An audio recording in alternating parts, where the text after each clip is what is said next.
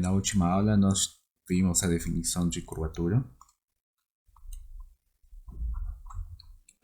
certo? Vimos que uma curvatura está definida por essa formulinha aqui, né? Bom, o cálculo numérico, né?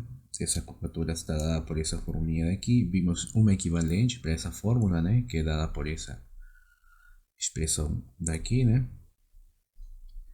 Certo? Depois a gente viu alguns exemplos. E finalmente vimos, né, que uma forma de como calcular essa curvatura, certo? Também é possível usando essa fórmula. Observe que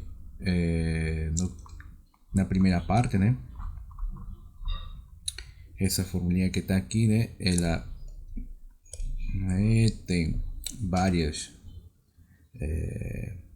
dados, né, que precisa, né, tanto do t e do alfa, né, e a última só precisa informação sobre as derivadas da alfa, certo? Ok, então colocamos o seguinte exemplo, que dada a curva, né, que está aqui, né, t quinta e exponencial a 2t no ponto 0001, tá? Calcular quanto é que é a curvatura nesse ponto 001, ok? Então, observe quando queremos saber em que ponto em particular está pedindo para saber quanto que é a curvatura. A única coisa que a gente faz é resolver as equações que estão aparecendo aqui, né? E a gente pega a mais simples, né? Que seria essa aqui, né? T igual a 0. Certo? Mas só para que fique aqui registrado, né? Que a gente podia ter também resolvido essa outra aqui, né? E ela 2t seria igual a ela 0, né?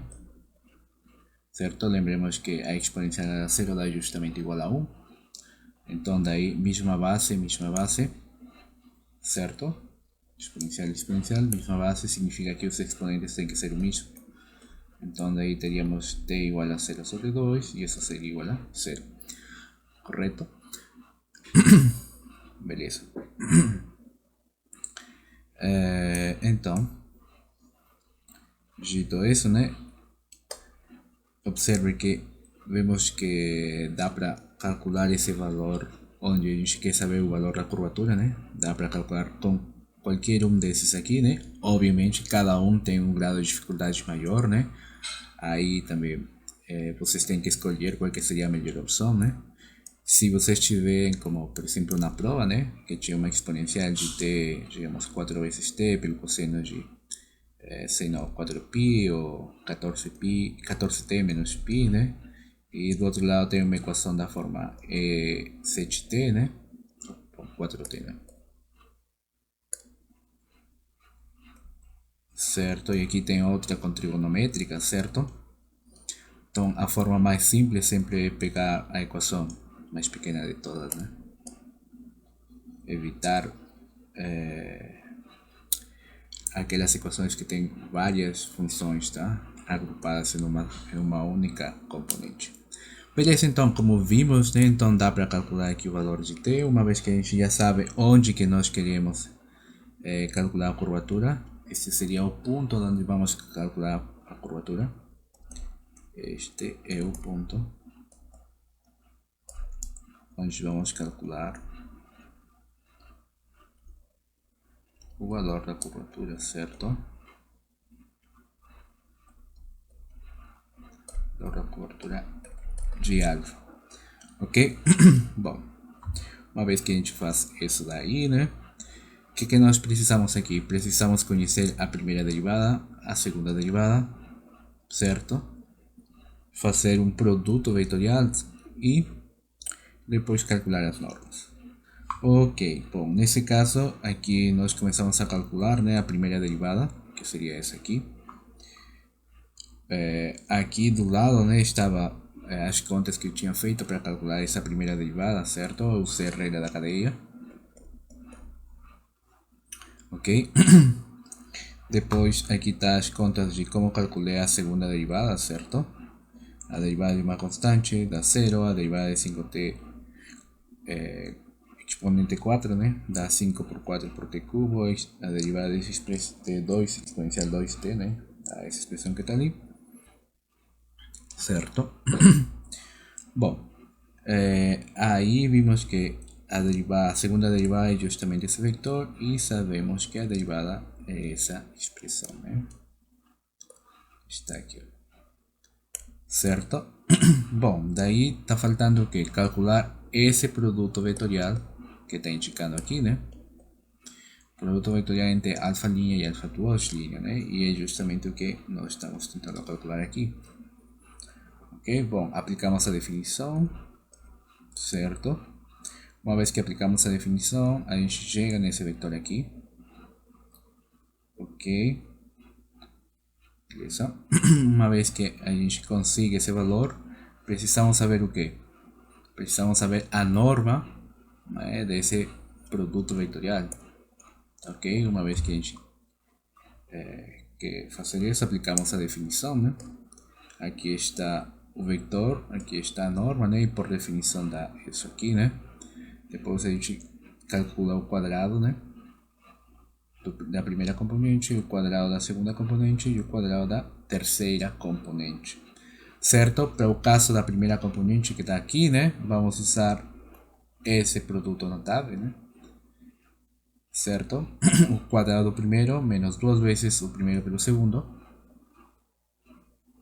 certo? Mais o quadrado do segundo, beleza? Bom, é justamente o que a gente faz aqui, né? O quadrado do primeiro seria isso aqui, né? O quadrado do segundo seria esse aqui, certo? E agora o produto dos dois, né? Multiplicado por 2, né? Seria justamente esse valor aqui.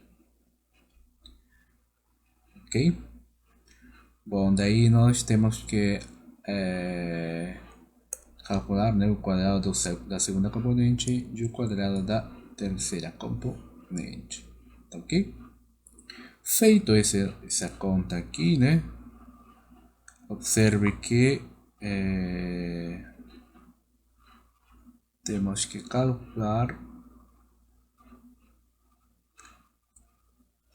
o valor que está aqui, né?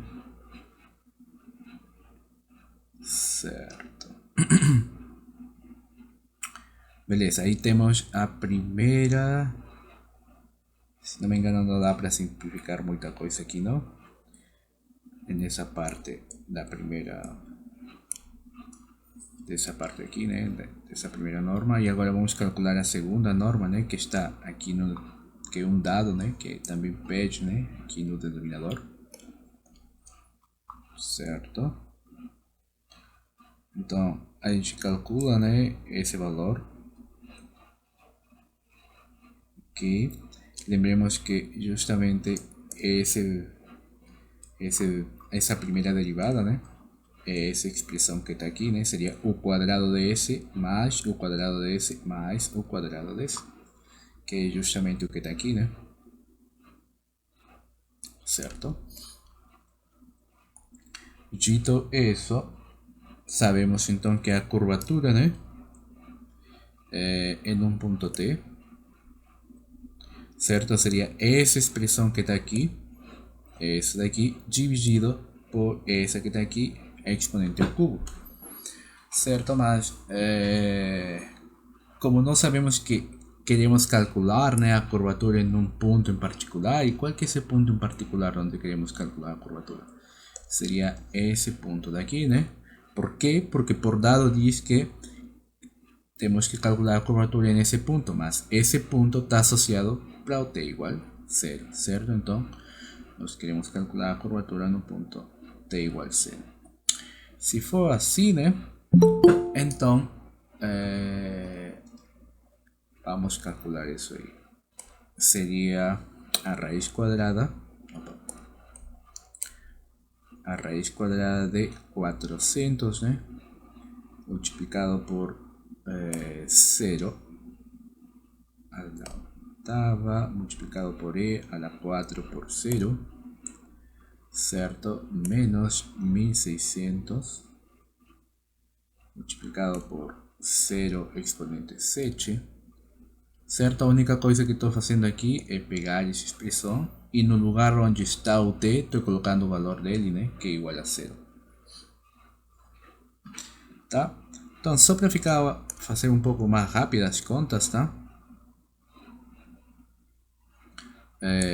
Onde é t seria igual a 0, né? Aqui é t, aqui tem um t, aqui tem um t, aqui tem um t, certo? Todos aqueles que tem na parte linear, certo? Não está como exponente o t, todos eles vão ser 0, né? O único cara que seria distinto de 0, né? Seria esse daqui.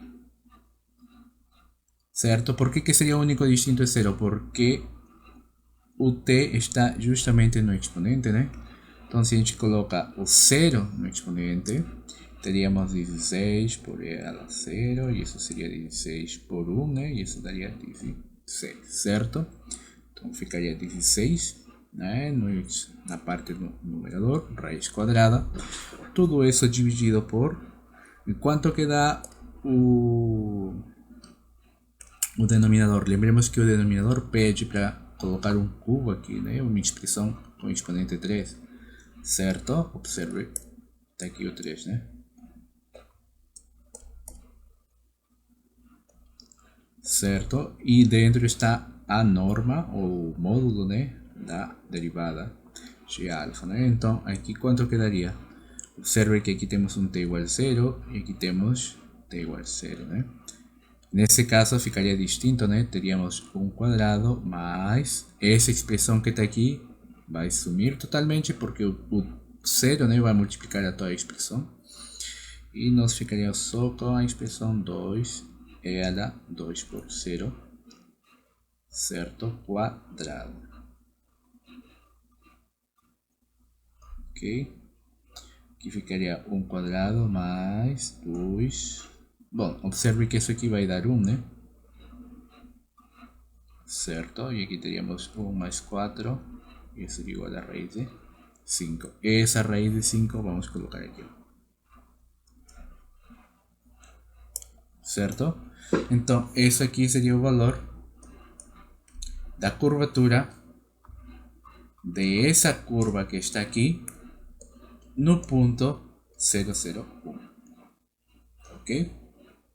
Lembremos que quando dá um ponto do espaço, né, nós temos que determinar quem que seria o t que está fazendo referência ou o t que seria aquele que dá origem a esse ponto, né? Porque lembremos que a curva faz o quê? Ela pega um valor t aqui e transforma esse ponto, né, a curva, o alfa, transforma esse t que está aqui, né, em um ponto alfa de t, o qual possui, né, 3 componentes, certo? Qual que é o dado que dão para nós aqui? Eles estão dando esse dado, nos estão dizendo que aqui o ponto é 001. Então, nosso objetivo é determinar quem que será esse t que dá origem a que gera esse ponto 001, tá? Então, uma vez que a gente determina esse t, a gente já pode fazer todas as contas, tá? Que eu acabei de explicar aqui. Alguma dúvida, pergunta? Professor, só para lembrar rapidão, esse número que ele dá com a curvatura, ele significa o quê? Alguma taxa de variação do quanto a curva se modifica? Aqui a gente, na última aula, explicava, né, que justamente a curvatura estava medindo isso, né? A taxa de variação do vetor tangente unitário. Ah, sim, tá bom, entendi. Tá então. certo, Obrigado. porque justamente aqui, né, é uma derivada isso aqui.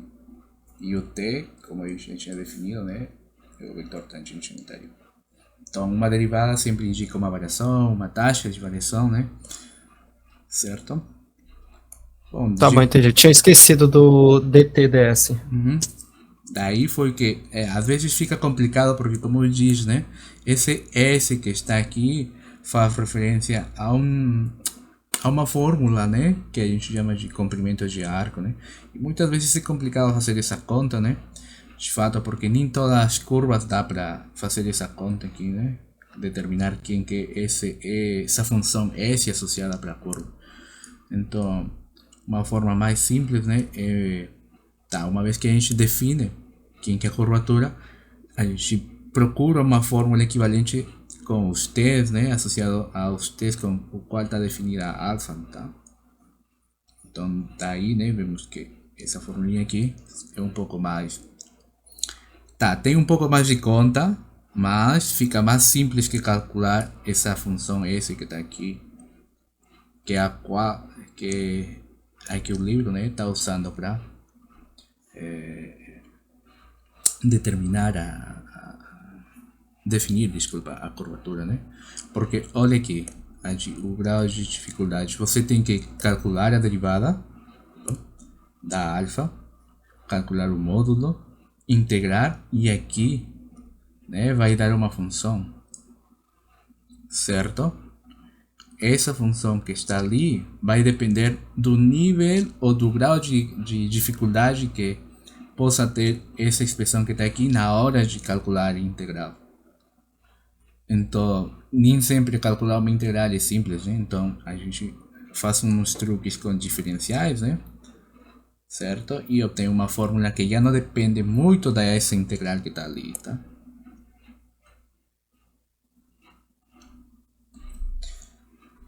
Ok, bom, dito isso daqui, vimos que a curvatura dá essa expressão que está aqui, certo? Beleza. Então, vimos isso daqui, então vamos falar agora de vetores normais e binormais, tá? Só vamos separar um pouco desses aqui. Ok. Bom, vamos definir aqui o que seria vetor binormal, definição.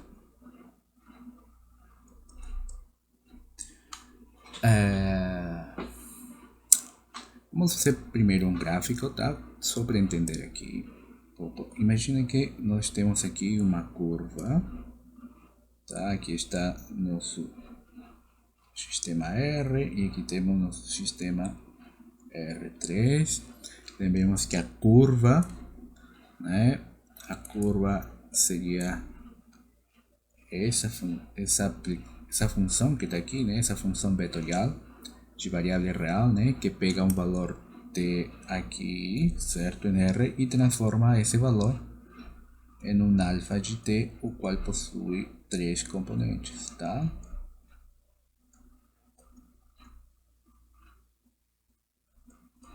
Tá? Pode possuir mais componentes, mas nós estamos trabalhando só em R3, ok?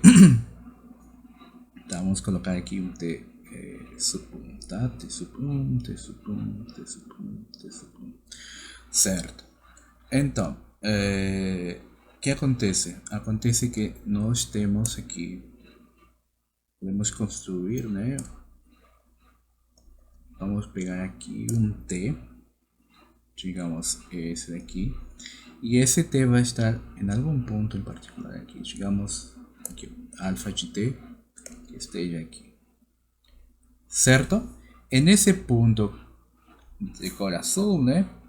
Se a gente calcula a derivada da alfa, nós vamos ter o que? O vetor tangente, certo? Certo? Daí, se a gente calcula a norma desse vetor tangente e divide, né, o vetor por essa norma, nós vamos ter o vetor unitário, certo? O vetor tangente unitário. Agora, observe que essa curva daí, né, como está morando no R3, né, vai acontecer o que com ela? Vai acontecer que vai ter associado outros tipos de vetores, certo? Vai ter outras 3 direções aqui. Quando eu falo outras 3 direções, a gente pode ver, né? A gente pode construir um vetor ortogonal por aqui, né? E nós podemos construir um segundo vetor que esteja por aqui, né? De tal forma que esses três vetores sejam ortogonais entre si. Certo? Vamos fazer essa construção aqui. Agora a pergunta seria, quem que são esses vetores daí? Quem que seriam esses vetores? Bom, uma forma de encontrar vetores ortogonais, né, é aproveitando aquelas propriedades que tem a norma, né? Então, lembremos que, por exemplo, sabemos que, de fato, como está definido o t, né, o vetor tangente unitário, da definição dele, sabemos que a norma desse vetor tangente unitário é igual a 1, certo? E isso aqui é válido para qualquer t que está em R, certo? R seria o conjunto onde estão definidos os valores que pega o alfa. Bom, vamos colocar um mi em particular, tá? Porque geralmente, tá? Esse i seria o intervalo de definição de nossa curva, tá? Então, daí o produto interno diz o quê? O produto interno diz que se a gente tem uma norma, o produto interno seria igual a essa expressão, né? E isso daqui seria justamente o produto interno de t de t raiz quadrada de t, certo? Agora, esse 1 médio que está aqui, né? A gente pode passar desse lado, certo? E nós ficaríamos com essa expressão daqui, ok? Agora, lembremos o que? Lembremos que o produto interno tinha um comportamento linear, né? Lembremos que quando a gente tinha vetores, vector b sub 1, né? A gente escrevia alfa de b sub 1, mais um beta de b sub 2, e aqui a gente pode colocar um u, seria igual, né? Que alfa de b sub 1 de u, mais o beta de b sub 2 de u, né? E o mesmo a gente pode fazer com a segunda componente, né? Então, esse produto interno tem um comportamento linear, né? Certo? Então, como tem esse comportamento linear, isso significa que quando a gente calcula a derivada, certo? Seria a derivada do primeiro pelo segundo, mais o primeiro pela derivada do segundo, certo? E agora, quanto é que é a derivada da constante 1? Seria 0, né? Certo? Então, vamos continuar aqui a conta. Observe que o primeiro produto interno que está aqui e o segundo produto interno que está aqui são o mesmo, né? A única coisa que muda neles, né? Que no primeiro produto interno que está de verde, a derivada está primeiro e o t está segundo. E no segundo que está de vermelho, a t está primeiro e sua derivada está segundo, né? Mas, no fundo, nós sabemos que esses dois caras são o mesmo, né? Então, a gente pode escrever como uma soma, né? Certo? E isso daria 0. Esse 2 que está ali, né? Faz o quê? Ele está fazendo produto e passa do outro lado a dividir, né? Então, teríamos que a derivada de t seria igual a 0, né? Porque esse 2 que está aqui passa a dividir, mais 0 entre 2, novamente dá 0, né? Então, nós vimos em geometria analítica e sabemos também da álgebra linear que o produto interno de dois vetores não nulos, né, que dão 0, significa o quê? Que eles são ortogonais, certo? Certo? Então, nós podemos concluir daqui que a derivada do t e o t são ortogonais. certo? Então, como eles são ortogonais, nós vamos usar justamente, e que significa que sejam ortogonais? Isso significa que eles formam um ângulo de 90 graus entre eles, certo? Então, usando essa propriedade daqui, né, de que a derivada e o vetor tangente unitário são ortogonais, vamos usar eles para definir um novo vetor que a gente vai chamar de vetor normal unitário. Tá? Então aqui tá, vamos definir aqui, definimos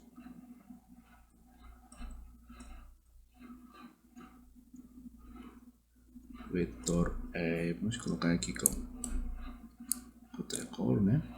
O vetor normal unitário.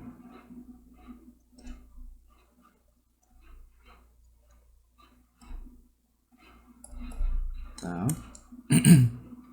E vamos denotar a ele com n de t, da palavra normal, né? Tá? Como simplesmente o vetor n de t igual ao que? A derivada desse t. Certo? Mas tem um detalhe aqui. Observe que não necessariamente esse cara tem norma 1, né? E nós vamos querer preservar justamente essa propriedade que tem o vetor tangente unitário, né? Qual que é a propriedade? A propriedade que, além de ser um vetor tangente, ele tem norma 1, né? Então, como nós queremos preservar essa propriedade de que os vetores, né, tenham norma 1, nós vamos colocar aqui dividido entre a norma. Certo? Então, no momento que a gente fazer isso daqui, vamos ter que o vetor normal, né, vai estar definido como a derivada do vetor tangente unitário dividido entre a norma do vetor tangente unitário. Certo? Agora, outra coisa. Lembremos o quê? Que quando a gente tem dois vetores, né? Digamos um vetor U de um vetor V, né? Como que a gente constrói um vetor que seja ortogonal a eles dois ao mesmo tempo? Certo? Como que eu construo um vetor W de tal forma que esse vetor W seja ortogonal com U e ortogonal com V? De geometria analítica sabemos que de fato isso é possível, né? O W seria o que? O W seria o vetor U, produto vetorial com o V. Certo? Então, vamos colocar aqui uma pequena observação.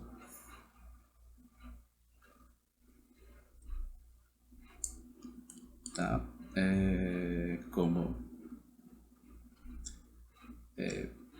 Vamos colocar melhor assim. Se W é igual ao produto vetorial desses dois vetores, então W é ortogonal com U e W é ortogonal com V. Vamos colocar uma setinha aqui, tá? Para lembrar que são vetores, tá? Certo? Usando essa informação dali, nós vamos poder definir, tá? Definição. Definimos, tá? O vetor φ normal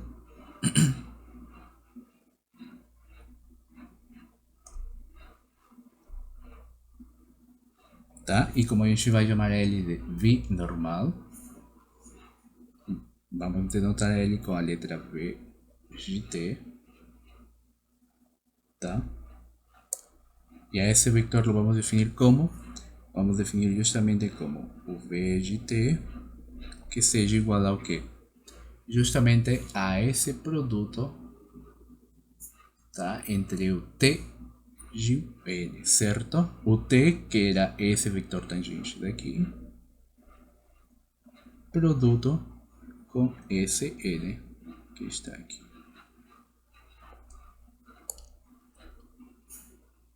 tá? Aproveitando justamente essa propriedade daqui, né? Observe que esse vetor binormal, de fato, como é o produto vetorial desse vetor e esse vetor, significa que esse cara daqui é ortogonal a ele e esse V também é ortogonal ao vetor N. Tá ok? Beleza. Então, vamos ver um exemplo de como calcular esses vetores, tá? Até aqui alguma dúvida, pergunta?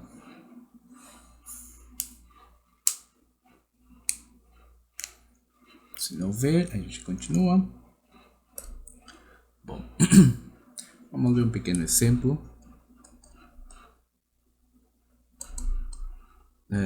Vamos colocar aqui uma curva.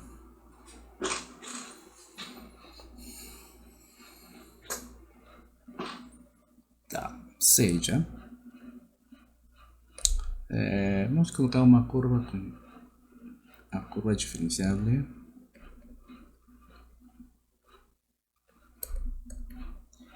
Digamos que essa curva diferenciável seja uma alfa de t, onde ele esteja definida da forma e a t, cosseno de t, e a t, seno de t, e vamos colocar aqui um t pela exponencial de t, certo? Determinar quem que seria o vetor tangente unitário, quem que seria o vetor normal unitário e quem que seria o vetor normal, binormal, desculpa. Ok? Beleza. Bom, para calcular essas expressões aí, vamos ter que fazer algumas contas sobre derivadas, tá ok? Beleza. Vamos calcular em um ponto em específico, tá? Determinar o vetor tangente normal e binormal no ponto.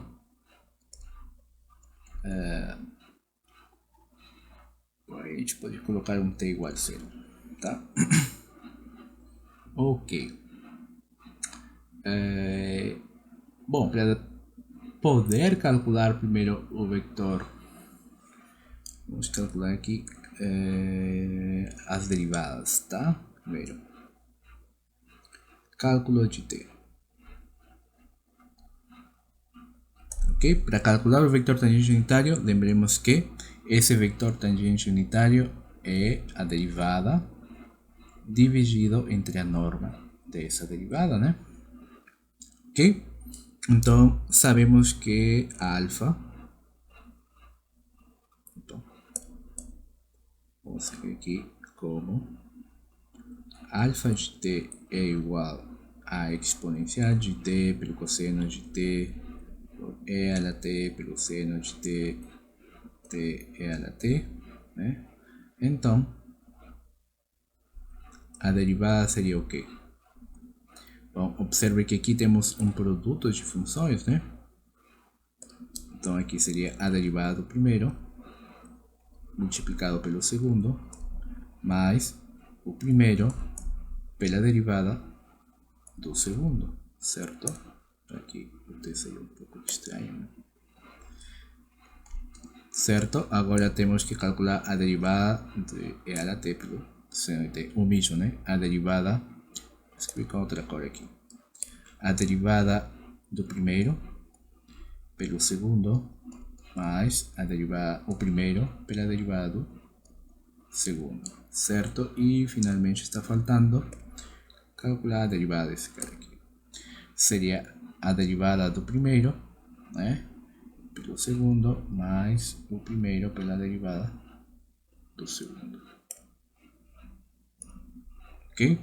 Bom, se a gente calcula isso aqui, seria e a t, né, a mesma derivada, cosseno de t, opa, aqui não é vírgula, não, é um mais, certo? Aqui seria L a t, derivada do cosseno seria menos seno de t, certo? A gente colocou seno, mas lembremos que como colocamos um sinal negativo, se mais vira agora negativo, certo? Agora, aqui novamente, derivada de LT seria LT multiplicado pelo seno de t, sim? Mais LT e aqui novamente cosseno de t. E finalmente, aqui derivada de t seria 1 LT mais t e a derivada de LT seria o mesmo LT. Certo? Se a expressão tiver, por exemplo, uma forma E a la 5 a la t, né? Se a gente calcula a derivada disso, é só fazer, usar, né? Regra da cadeia. Tá? Para quem não lembra, né? De cabeça isso aqui. Seria derivada de y em relação de u. Seria o mesmo L a u. E derivada de u em relação de t seria 5 vezes, né? A gente cancela de du. Ficaria d de y entre d de t igual a L a u multiplicado por 5, certo? Mas esse u que está aqui, né, é justamente 5t, certo? Então a gente aplica recursivamente várias vezes o mesmo procedimento e a gente obtém um resultado análogo, né, ao que está aqui. Não é complicado não, a gente repete várias vezes mecanicamente o mesmo, tá? Beleza, temos essa expressão daí. Ok, então agora precisamos calcular a norma, né? A norma seria alfa de t, linha, né? Seria o quadrado do primeiro, certo? Opa, seno de t, menos e a la t pelo seno de t, ao quadrado, certo? Mais o quadrado do segundo,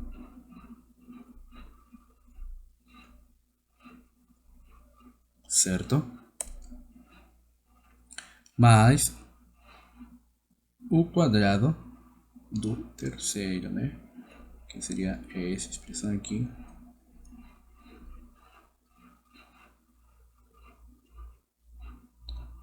Certo? Tudo isso em raiz, né?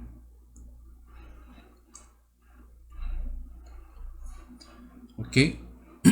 Beleza. Bom, se a gente calcula isso daqui, daí, né?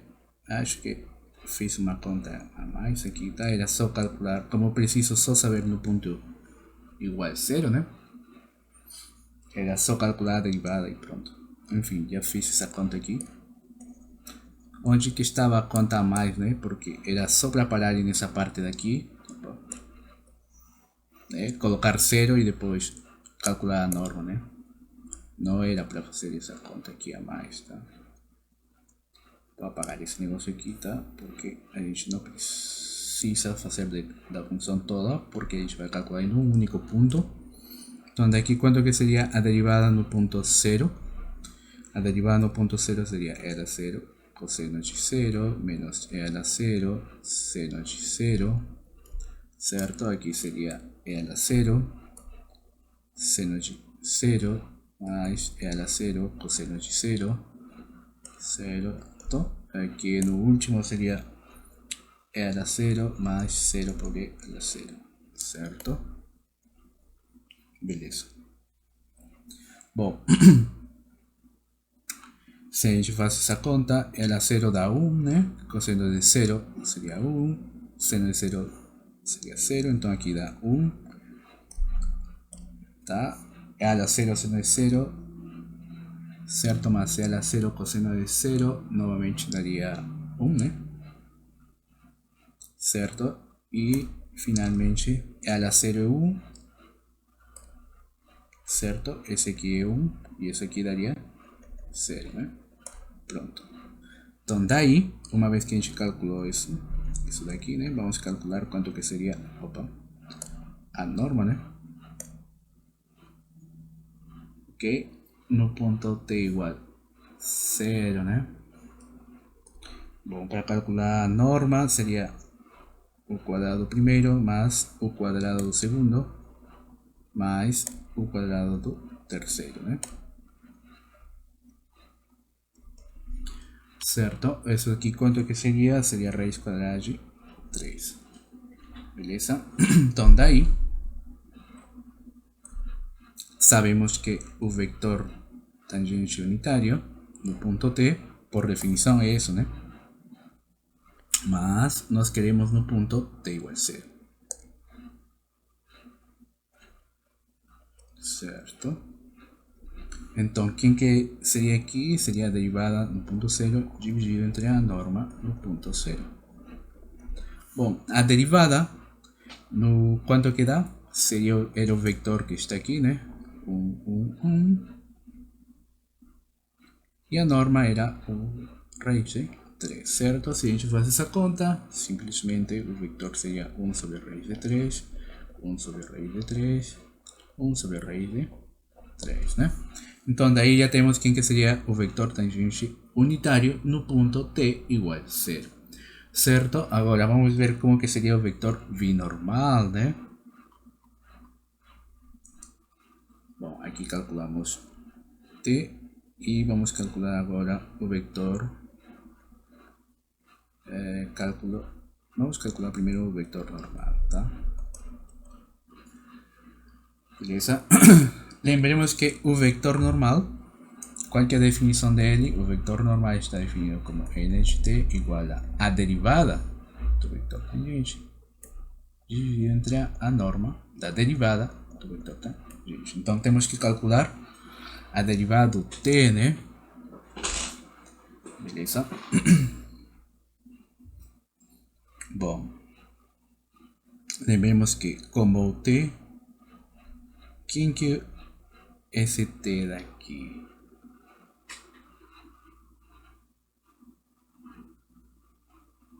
Certo.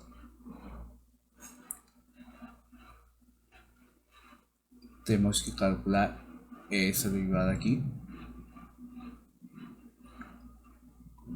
E para o cálculo, né, lembramos que isso aqui não é mais que isso dividido, né, pelo vector t, certo? Mas como nós queremos calcular a segunda, né, como nós queremos calcular o vector normal, e seria, sabemos que o t, né, é a derivada, né? O que a gente precisa, nós temos que calcular a segunda derivada de nossa curva, tá? Então, temos que calcular essa segunda derivada aqui, ok? E depois dividir entre a norma dele, beleza? E analogamente para o cálculo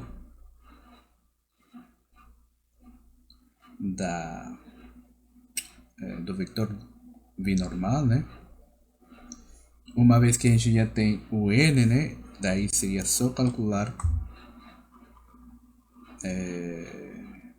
pegar o vector t, que a gente calculou na primeira parte, né?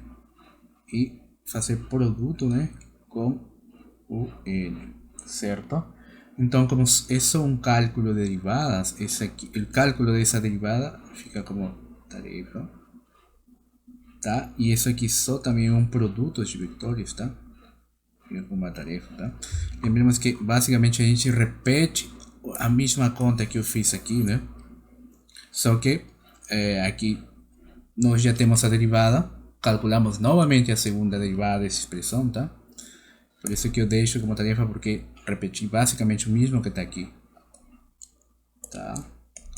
Então, alguma dúvida, pergunta? Se não houver, a gente finaliza essa parte aqui do que seria curvas, né?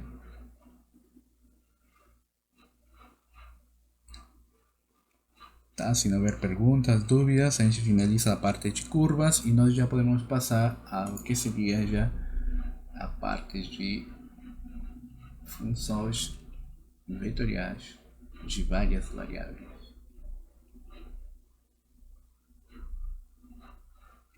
Tá? Se não houver dúvidas, não houver perguntas.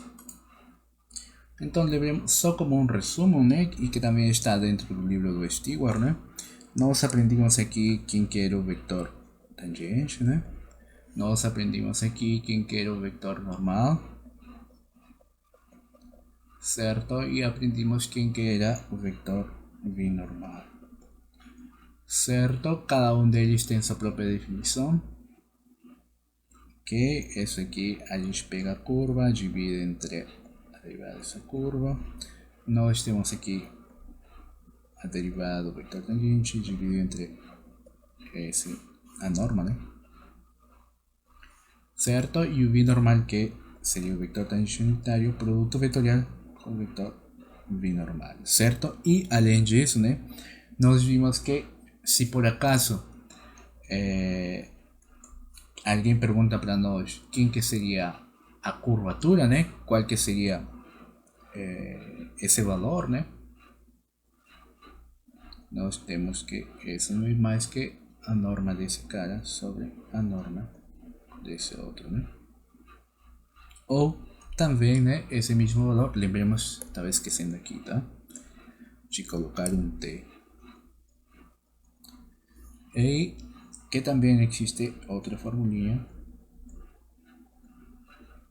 né, para essa mesma, né?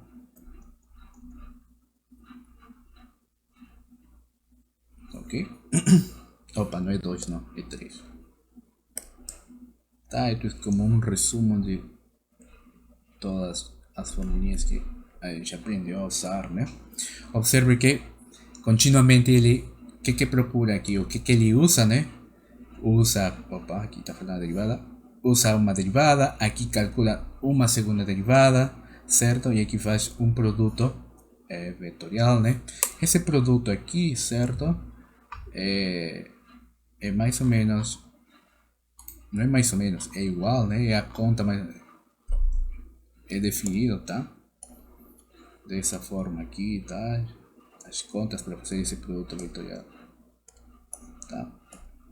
Então não tem nada muito difícil, a exceção da conta da derivada mesmo, né? Certo? Então, se não tem alguma dúvida, pergunta, a gente já pode passar para outros, para o que seria funções de várias variáveis, tá? Ok? Dúvidas, perguntas?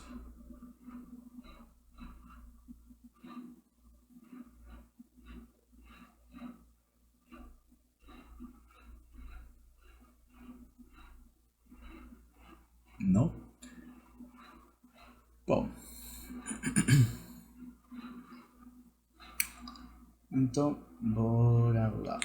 Vamos ver funções de várias variáveis.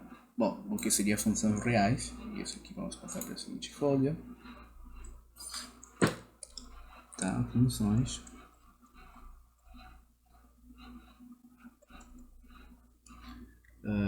reais de variável vetorial, né?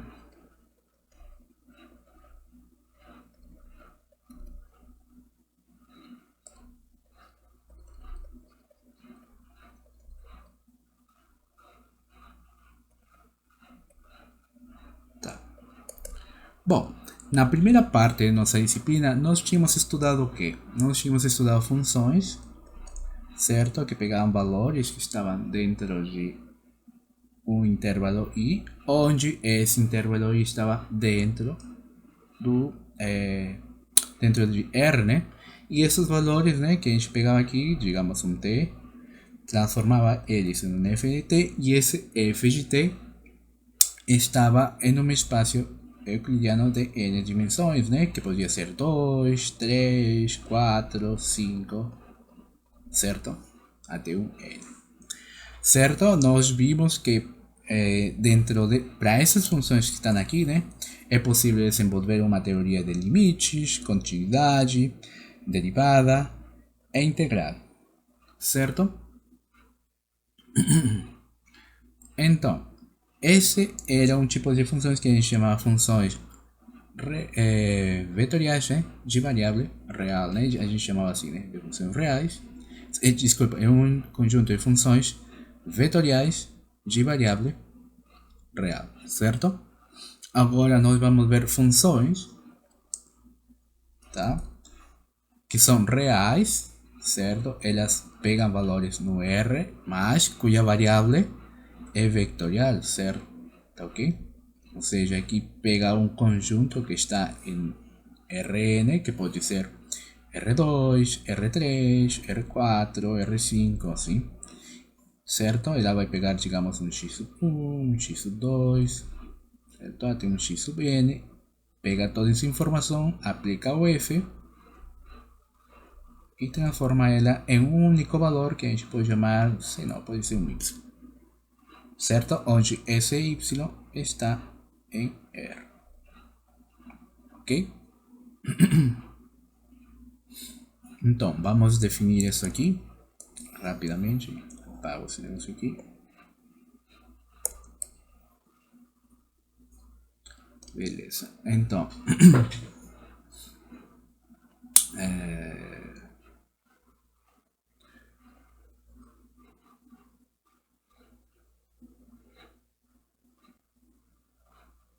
beleza. Vamos definir assim.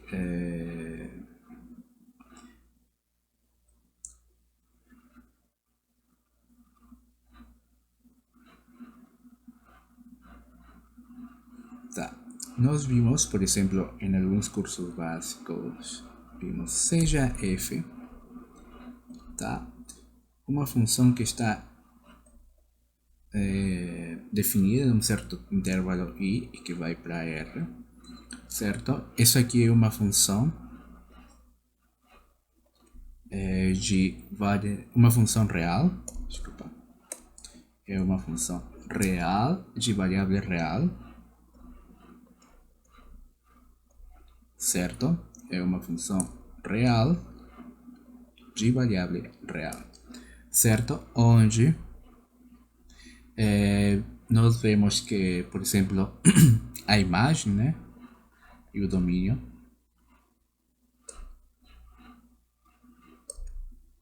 dessas funções são números reais, certo?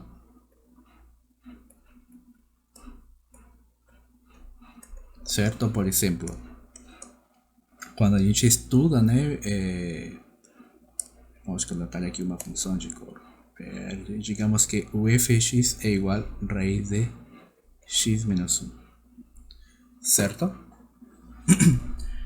Vemos que, por exemplo, o domínio dessa função, certo, é o conjunto de x que está no número reais, tal que x menos 1 é maior ou igual que 0, certo? E vemos também que a imagem dessa mesma função, f, quando falo de f, estou falando dessa daqui, tá? A imagem dessa mesma função é o conjunto dos números x que estão... Bom, aí vamos denotar com y, tá? Só para diferenciar do domínio, certo? Tal que y é um número maior ou igual que 0. Certo? Então, nós vimos que essa função f de x igual a raiz de x, quando a gente analisa no conjunto do número, de fato como está definida ela, né, vemos que o domínio é esse e que a imagem é essa daqui. Certo? Determinar esses conjuntos é simples mesmo. Certo? Agora, qual que é o nosso objetivo? Vamos ver agora. Vamos estudar, tá? Funções cuja imagem, tá? Funções cuja imagem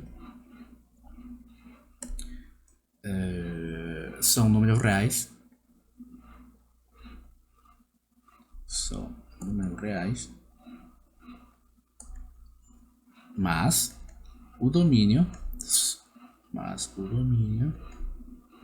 são subconjuntos de Rn, tá?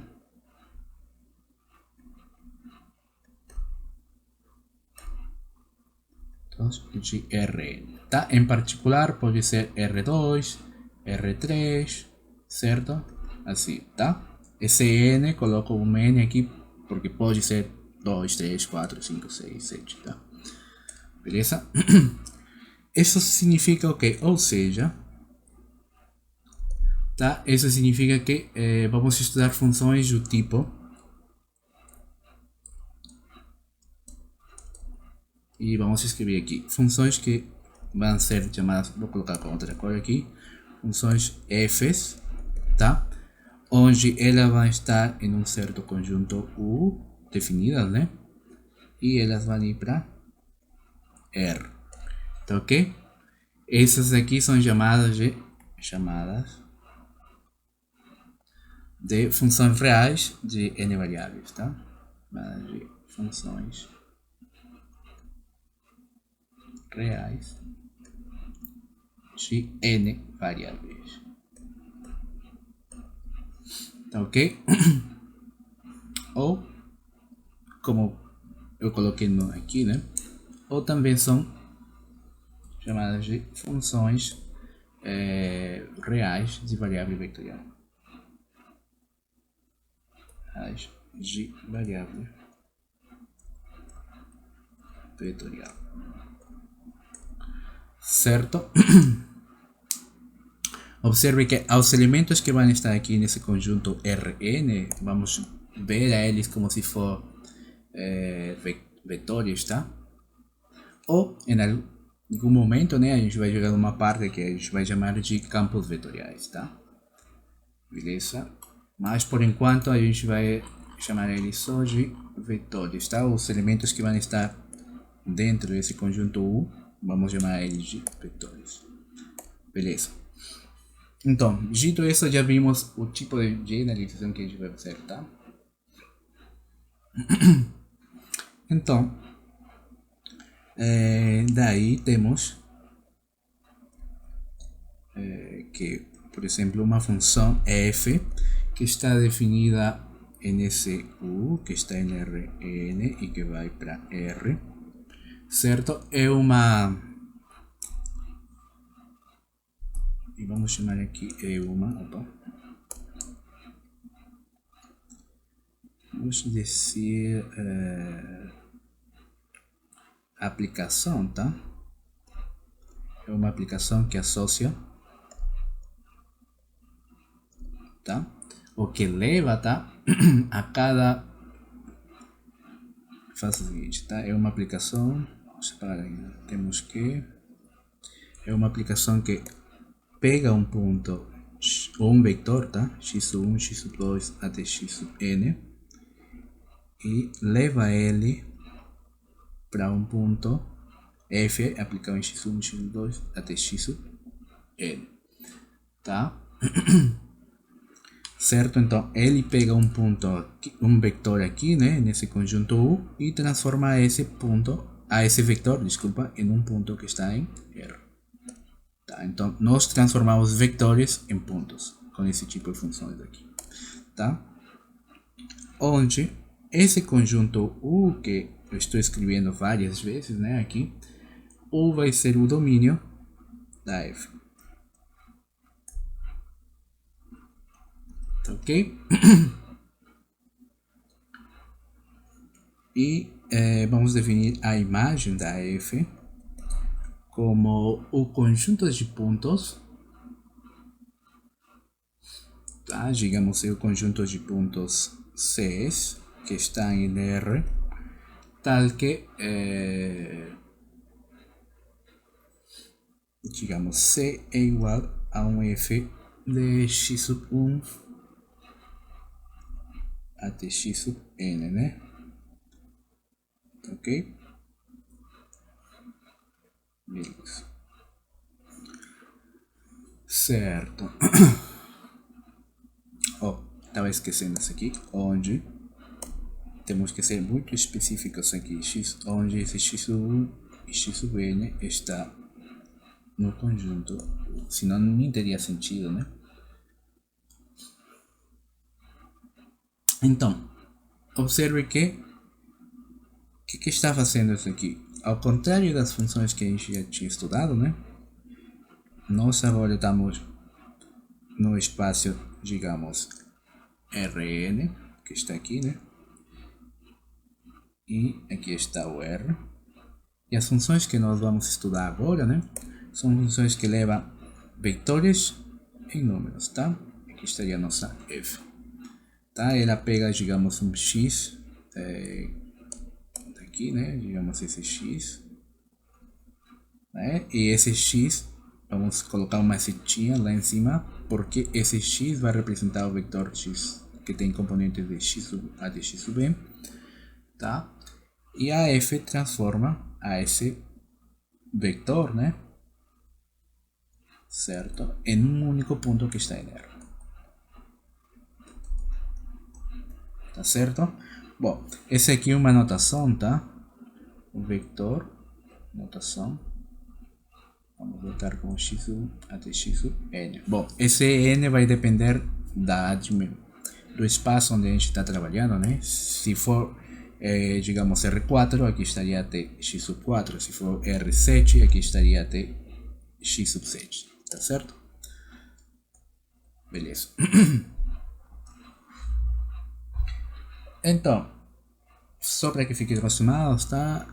Indistinta, não vamos poder usar essa notação ou essa notação para o caso de funções, tá?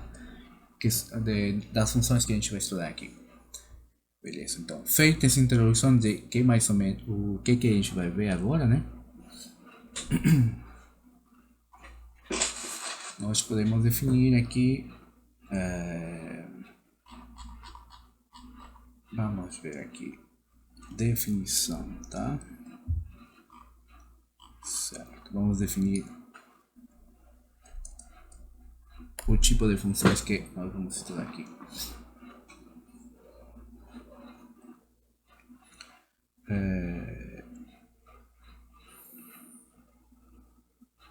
Uma função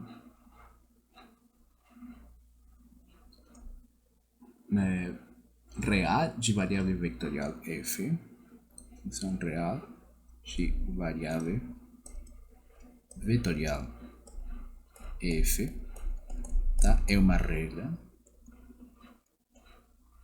tá? Que associa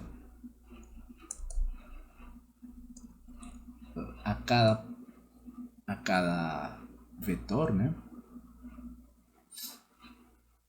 Tá, vamos escrever assim, uma função real de variável é uma regra que associa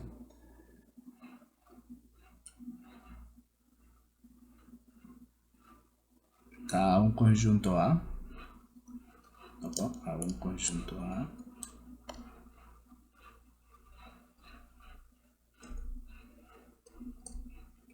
onde esse conjunto A está em Rn, né? Ou seja, um conjunto de vetores a um conjunto B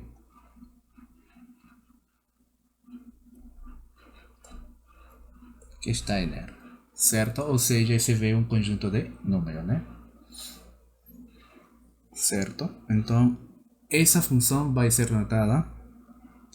Então, aqui a gente escreve a qual denotamos como. E aqui escrevemos a f, né, que a gente estava escrevendo comumente. A A, que está incluído no Rn, que vai para um B que está incluído em R. Certo? Tal que para cada vector x, e aqui vamos ser bem específicos, um vector x que está em A, tá? Existe um único elemento fx que está em B.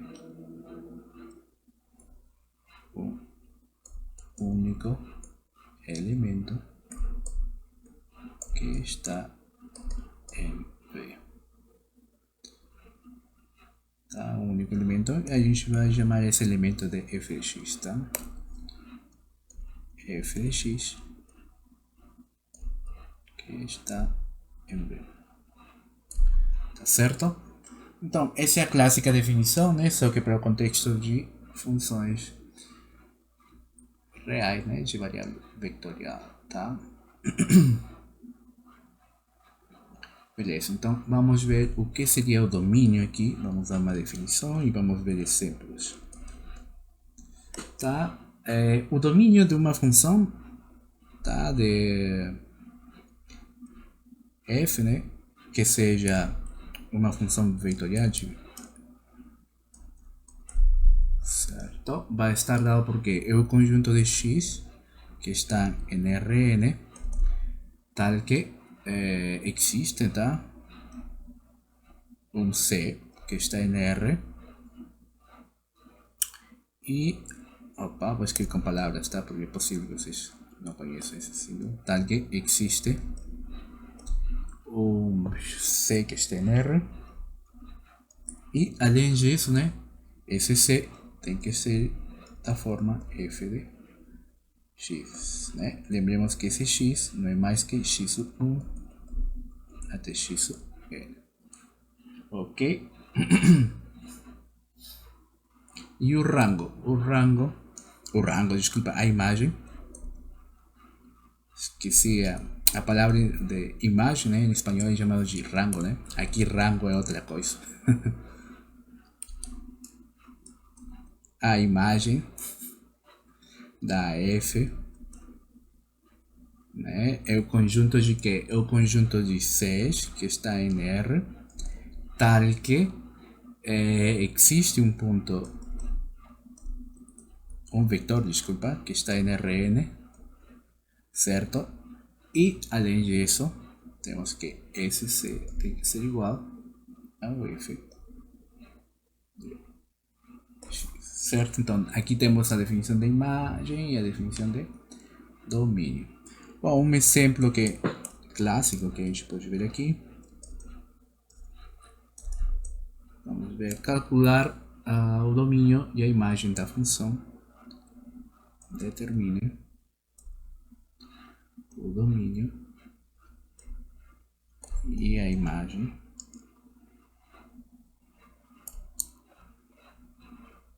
da função, e vamos escrever uma função f de x, y, que seja igual, vamos colocar aqui a raiz, tá? 25 menos x quadrado menos y quadrado, tá? Solução. Bom, aqui vamos usar o que? As mesmas técnicas que nós vemos na hora de calcular, na hora de determinar domínios e imagem de funções que vão de R para R. São basicamente as mesmas ideias, tá? Então,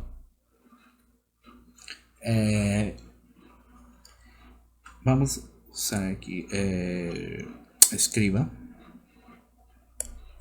ou denote, tá? Deixa eu colocar solução. Denote. Vamos denotar a f de x, y como um C. Então, se a gente faz isso, significa que o C seria igual a raiz quadrada de 25 menos x quadrado menos y quadrado. Certo? Logo, observe que para calcular o domínio, ele pede o quê? Ele pede que esse C que está aqui, né, seja um número real, né? Então, para esse C ser um número real, o que tem que acontecer? Logo, C é um número real. Tá?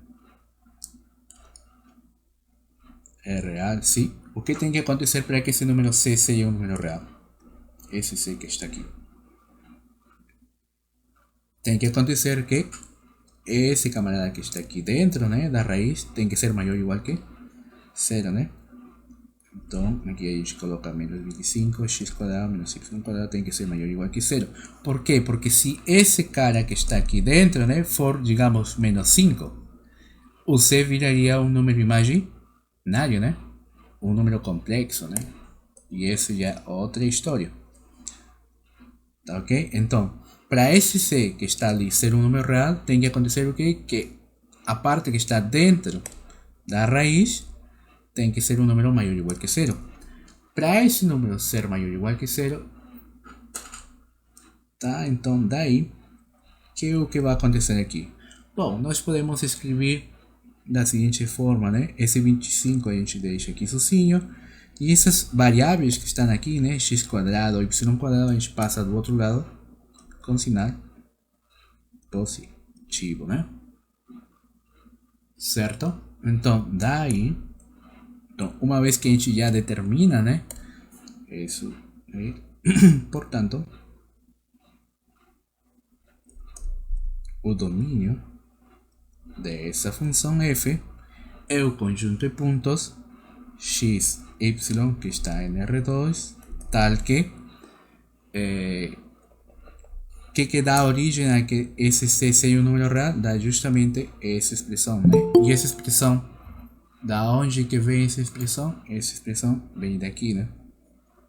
Então, nós escrevemos aqui tal que 25 é maior ou igual que x quadrado mais y quadrado, né? Então, qual que seria a representação gráfica, né? A representação geométrica disso aqui. Beleza, então nós podemos fazer isso aqui. Opa, tá estranho isso.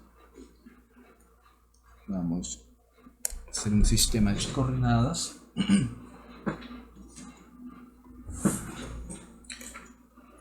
Vamos ter aqui um sistema, né? E temos R,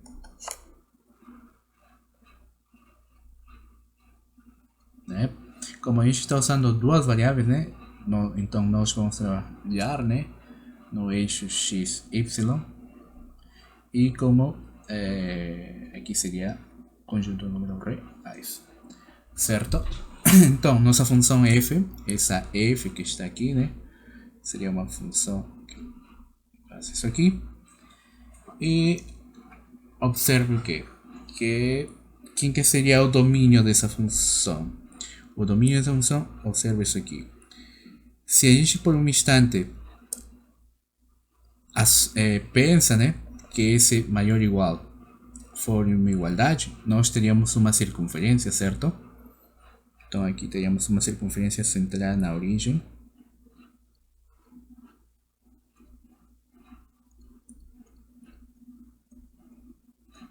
Certo? De raio 5, né? Então aqui seria 5, 5, 5, 5. Certo? E agora, qual parte seria o domínio da função? A parte que está aqui dentro ou a parte que está fora?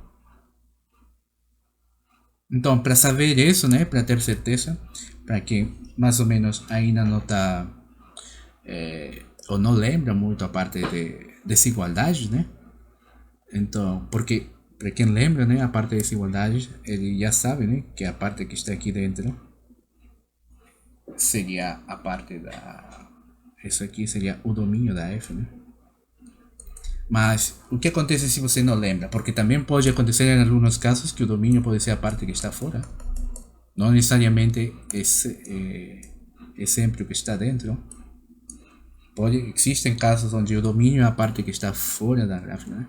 Então simplesmente quando você não lembra a parte de desigualdades, faça isso aqui. Vamos pegar um ponto, o mais simples possível. E qual que é o mais simples possível? A origem, certo? Nesse caso aqui, né, a origem é o mais simples. Se a gente pega esse ponto da origem, quem que é o ponto da origem? Seria o ponto 0, 0, né? Esse aqui seria a nossa origem. Agora vamos ver se ele satisfaz. Ele satisfaz a desigualdade, 25 é maior ou igual que 0 quadrado mais 0 quadrado. E isso aqui daria quanto? Isso aqui daria 0. Agora, a pergunta é, 25 é maior que 0? Sim, né? Se é maior que 0, onde que estava esse ponto 0, 0? Estava dentro, né, da circunferência. Portanto, isso significa que esse que está aqui dentro, né, vai ser o domínio de nossa função, né? Agora, vamos supor, né? Eu posso pegar, o número aqui, vamos pegar um daqui melhor. Menos 20, menos 200, 0. Né? Se a gente reemplaça novamente aqui, né? Observamos que, de fato, né, aqui aconteceria o quê? Aqui teríamos 25 é maior ou igual que menos 200 ao quadrado mais 0 quadrado. Isso daria aqui 400. 25 é maior que 400? Não, né? Isso é falso, né? Portanto, a parte que está aqui fora todo isso que está aqui, né? Fora da circunferência, né? Significa que não é um ponto do domínio. Portanto, a única parte que seria o domínio da nossa função seria o que está dentro da circunferência, né? E no bordo, né? Por que também falo do bordo? Porque justamente esse daqui, né? Significa que está o bordo também. Quando está só maior, igual ou menor igual, significa que a parte de dentro menos o bordo. Quando está menor igual ou maior igual, significa que o bordo também faz parte do domínio. Tá certo? Bom, essa parte aí é de desigualdade, né? Bom, e agora, o que acontece se eu quero saber a imagem? Porque a gente já determinou aqui o domínio, né? Mas está faltando a imagem. Bom, lembremos que como c é igual a 25 menos x quadrado menos y quadrado, certo? Nós temos essa expressão aqui. Ok? Então, o que posso dizer dessa expressão? Eu posso dizer que essa expressão faz com que c seja maior ou igual que 0, certo? E que 25 menos x quadrado menos y quadrado tem que ser também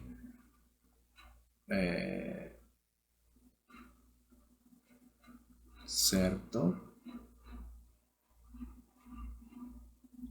Ok. Tá. Opa. Estou cometendo um pequeno erro. Vamos lá na definição. O que diz a definição de imagem? A imagem diz que a gente pega um x que está no Rn e c que é igual a f de x, certo? Então, daqui temos que o c seria essa expressão, certo? Se o c é essa expressão, o que posso implicar daí? Que como o c é igual a uma raiz, então o c tem que ser maior ou igual que 0. E além disso, né? O c seria igual a o quê? C quadrado igual a 25 menos x quadrado menos y quadrado. O que eu fiz aqui? A única coisa que eu fiz foi pegar essa raiz que está aqui e passar do outro lado. Ok? Certo. Temos isso daqui. Daí, observe que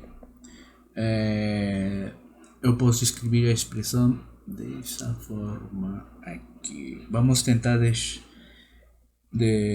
isolar as variáveis, tá? Daí teríamos que, por exemplo, x quadrado mais y quadrado seria igual a o quê? Seria igual a 25 menos c quadrado, certo?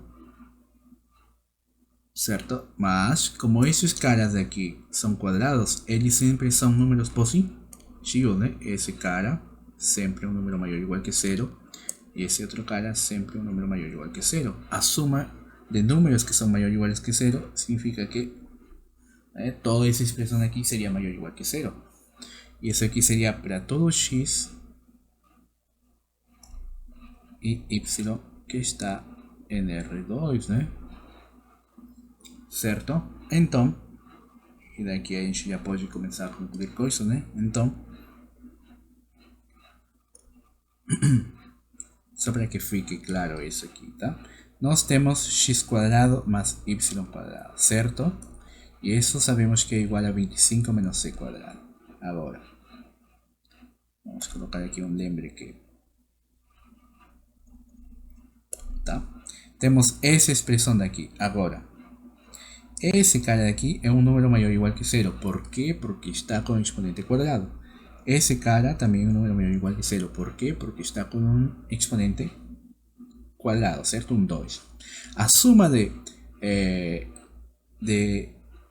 números positivos ou maiores ou igual que 0 dá outro número que seja maior ou igual que 0, certo?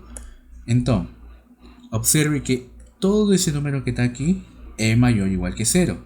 Mas, como al mismo tiempo esse número daqui é igual a esse daqui, então nós temos que 25 menos c quadrado é maior ou igual que zero. Então é justamente por isso que eu escrevo aqui, então 25 menos c quadrado é um número maior ou igual que zero. Certo? Então, daqui temos essa desigualdade, 25 é maior ou igual que c quadrado. Certo? A única coisa que eu fiz aqui foi passar o c quadrado do outro lado, né? Beleza? E agora, essa desigualdade daqui seria equivalente ao quê? Observe que temos um quadrado ali. Como é que a gente escreve essa desigualdade?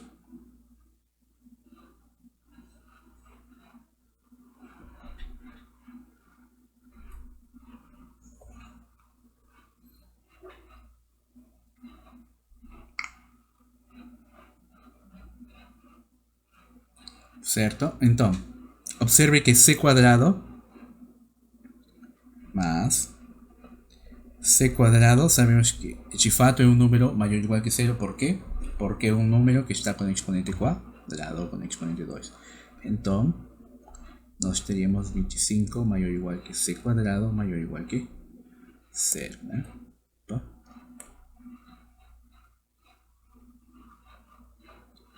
Certo? Ok. E daí teríamos o quê? O que a gente pode escrever aqui? Lembra na parte das desigualdades?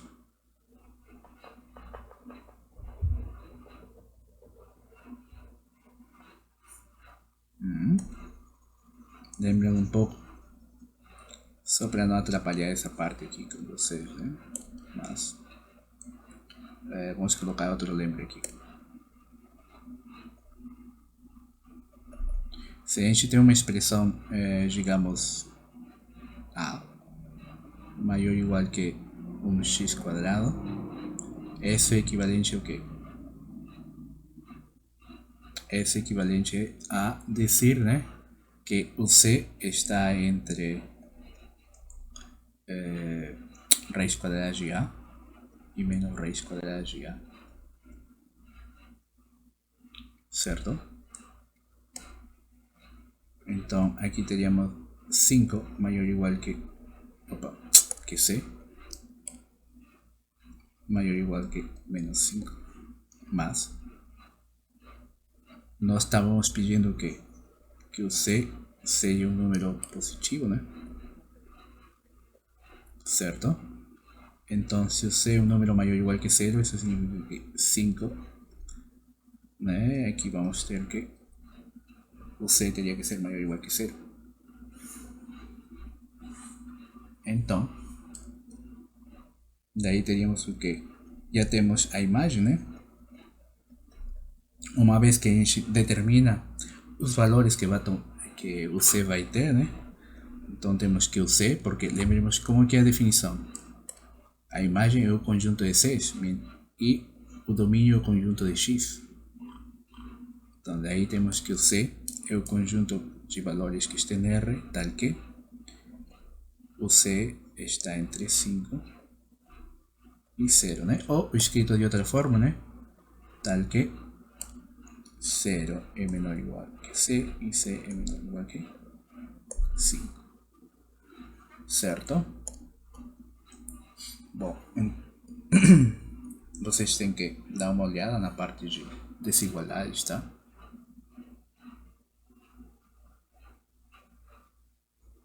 Ok. Dúvidas, perguntas?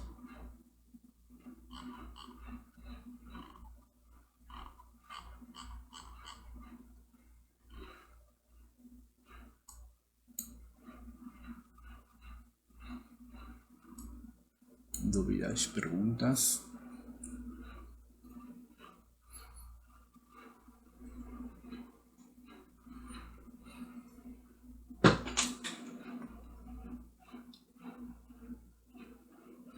Tá, por exemplo, a gente pode ver aqui outro exemplo.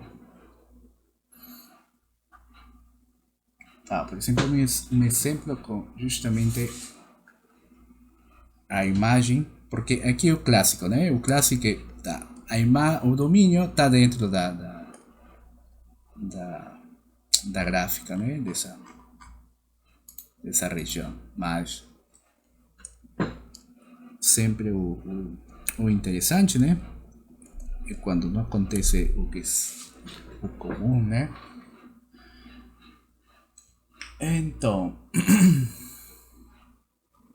vamos ver aqui, determinar o domínio, determinar e graficar, tá? O domínio.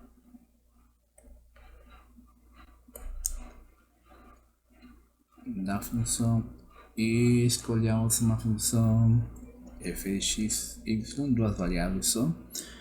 E tá. Esse aqui está o domínio fora do que a gente esperaria que seja o gráfico, certo? X quadrado mais y. Ok? Solução.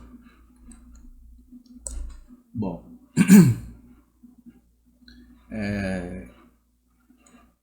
vamos seguir a mesma sequência de passos, né? Vamos chamar ao f de x, vamos falar denote f de x igual a y igual a c. Então, denote a f de x, y como c, né?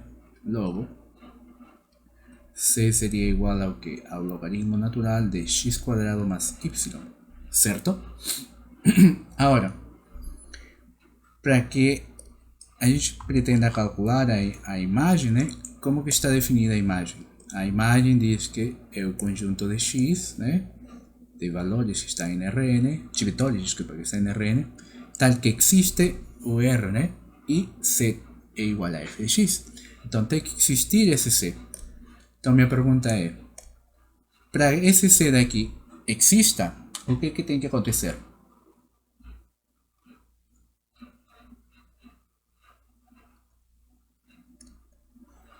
Tem que acontecer quando que esse logaritmo existiria?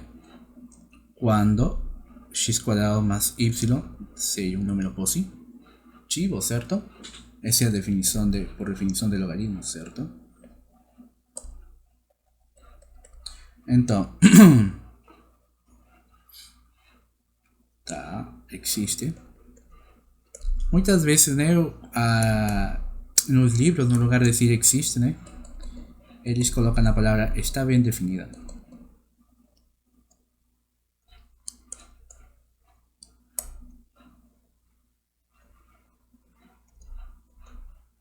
Tá? Tanto faz existe ou está bem definida, tá? Então, logo, C igual ao logaritmo natural de x quadrado más y existe, ou, dito de outra forma, C igual ao logaritmo natural de x quadrado más y está bem definida se acontece que x quadrado más y é um número positivo, certo? Ok. Daí,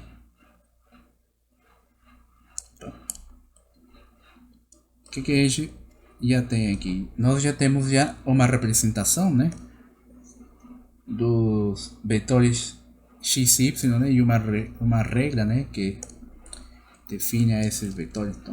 Então, nós temos aqui que o domínio da função, né, seria o que? O conjunto de x e y que está em R2, tal que x quadrado mais y é um número maior que 0. Certo? Então, bora lá, vamos ver como que seria a gráfica desse domínio. Vamos colocar aqui.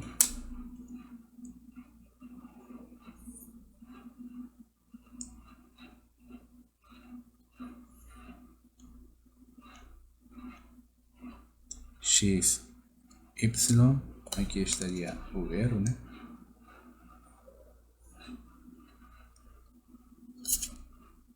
Certo? Aqui estaria a nossa função f, ok? E vamos colocar aqui os valores, né? Essa desigualdade daqui, qual que seria a gráfica dela? De x² mais y maior que zero. Então, para poder graficar esse tipo de desigualdade, né? Por um instante imagina que não existe a desigualdade, que existe só uma igualdade. E se temos uma igualdade, isso significa que y seria igual a menos x². Certo? Se e igual a y igual a menos x², como que seria a gráfica dessa expressão? Seria uma parábola para baixo, né? Certo? Agora a pergunta do milhão, né? Seria qualquer região é essa ou essa? Qual que seria a amarela ou a vermelha? Então, para determinar isso aí, simplesmente a gente faz o quê? Vamos pegar um ponto dentro dessa região, né? Vamos pegar, digamos, um ponto que está por aqui. Obviamente, não posso pegar a origem, né? Porque é um ponto meio duvidoso, né? Que a gente não sabe se está dentro ou fora do candidato a essa região, né? Então, vou pegar um que eu tenha certeza que está dentro, né? Ou está fora da região, né? Então, vamos colocar aqui assim não, 0 menos 400, né? Certo? E agora vamos colocar qual que é a inequação que a gente está vendo, é essa aqui, né? Aqui está dizendo x vale 0, y menos 400, x² mais y menos 400, certo? Aqui daria menos 400, é maior que 0. Isso aqui é verdade, sim ou não? Não, né? Isso aqui não é verdade. Portanto, essa parte daqui não é a região, tá? Do domínio. A região do domínio seria todo isso aqui que está fora. Tá, ok? Certo? Opa. Vamos apagar isso. Certo? Então, a região seria tudo isso que está aqui. Né? Isso aqui seria o domínio da F. Todo isso que está de vermelho. Tá ok? Beleza. Bom, acho que por aqui a gente para um pouco um pouco da explicação de esse tipo de funções. Tá?